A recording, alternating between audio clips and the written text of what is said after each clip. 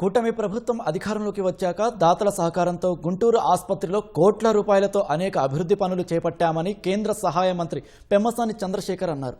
జీజీహెచ్లో 10 కోట్ల వ్యయంతో నిర్మించనున్న Aziz Khan ortho and trauma బ్లాక్కు ఎమ్మెల్యేలు ధూళిపాల నరేంద్ర, నజీర్ అహ్మద్, బూర్ల రామాంజనేయులు, దాతలు ఫఫీక్ షహీ ఖాన్తో కలిసి భూమి పూజ చేశారు.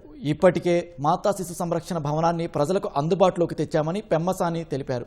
అంతర్జాతీయ ప్రమాణాలతో 100 పడకలతో G+5 అంతస్తుల భవన నిర్మాణం ద్వారా ఆర్థో అండ్ ట్రామా కేసులకు ఉత్తమ చికిత్స అందించేందుకు వీలవుతుందని చంద్రశేఖర్ వెల్లడించారు.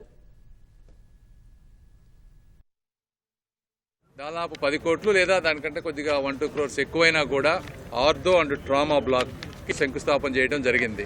100 బెడ్లు ఉంటాయి, 85 ఏమో వార్డుల్లో బెడ్లు, 15 ICU బెడ్లు, G+5 ఫ్లోర్స్ అన్నారు. అయితే మనం ఇప్పుడు పార్కింగ్ కూడా ఒక ఫ్లోర్ ఉంటే బాగుంటుందని అడుగుతా ఉన్నాం. ఇందులో 2 ఆపరేషన్ థియేటర్లు ఉంటాయి. గ్రౌండ్ ఫ్లోర్లో ఎక్స్రే, ECG, అల్ట్రాసౌండ్, అదేవిధంగా డ్రెస్సింగ్ రూములతోటి ఓపీ ఉంటుంది. ఇక్కడ 18 నెలల్లో దీన్ని కంప్లీట్ చేయాలనేటువంటి ముఖ్య ఉద్దేశం.